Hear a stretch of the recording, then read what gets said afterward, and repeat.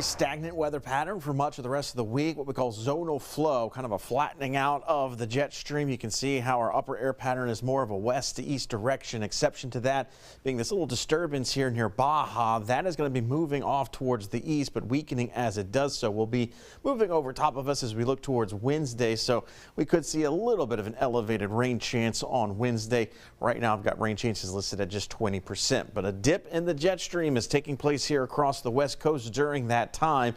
That too is going to be working its way east across the country. That will start to make its way over top of us as we get towards the weekend, but maybe Saturday night into Sunday morning, limiting the impacts to your Valentine's plans on Saturday. Carnival parades as we are the weekend before Mardi Gras. So this disturbance and dip in the jet stream continues to move off towards the east pretty quickly. So by the time we get towards Lundi Gras, we're seeing rapidly improving weather conditions. So here's a look at Futurecast. We're going to fast forward this past Friday night into midnight on Saturday. You can see showers and storms still well off towards the west, but that disturbance begins to approach. So for Saturday afternoon on the approach, we're looking at more isolated to scattered coverage in terms of shower and thunderstorm chances. So don't cancel any outdoor plans, but just keep in mind we will have a few passing showers during the daylight hours. Then as we get towards midnight, you can see showers and storms becoming a bit more likely as the cold front approaches and this band of rain pushes through. And by the time we get towards Sunday afternoon, we're going to start to see some improving weather conditions as the system continues to advance off towards the east. So in terms of storm threats that we could see with this system, very low end in terms of severe weather concerns. Gusty winds is probably our primary concern, but as of right now, gusty winds, small hail, and maybe a brief isolated tornado, all extremely low on the list. So we'll keep our eyes out for that. That is still one of the question marks. How strong will storms get kind of late Saturday into early Sunday, and then also the exact timing of when the worst of the weather will be moving through. But we don't think we're going to be dealing with flood concerns because you'll note that most of our rain amounts here, according to the European model, the model that I just showed you,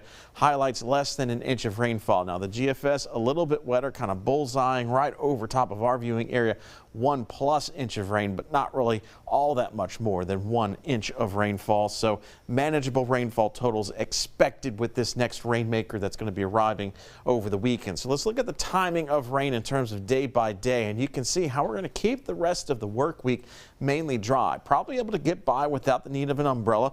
Most of us expected to remain dry Wednesday, Thursday, and again on Friday. And then it's over the weekend this likely rain chance appears. But again, everything is all based on the timing of when the heaviest of the rains move through as to how that will impact our outdoor plans. Speaking of which, let's kind of focus in on that. Crew of Southdowns taken to the streets of Baton Rouge at 7 o'clock on Friday. I think the parade's going to be just fine. We'll have some clouds around, but very mild temperature, 70s dropping into the 60s by Friday evening. Spanish Town. We will have a rain chance in the forecast, but that does not mean that it is going to rain during or even before or after the parade. Right now, calling for scattered showers across the viewing area. Temperatures, once again, pretty comfortable in the 70s. An hour later in Plaquemine, we've got the Royal Crew of Royalty. Again, similar forecast, some scattered showers, maybe a rumble or two of thunder towards the end of the parade. Temperatures in the mid to upper 70s at times.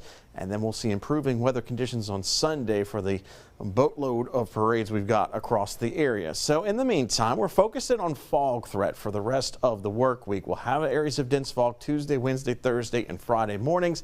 And then we will focus our attention on that rain and storm threat heading into the weekend. Again, right now, looks like most of those storms could be overnight Saturday into early Sunday morning.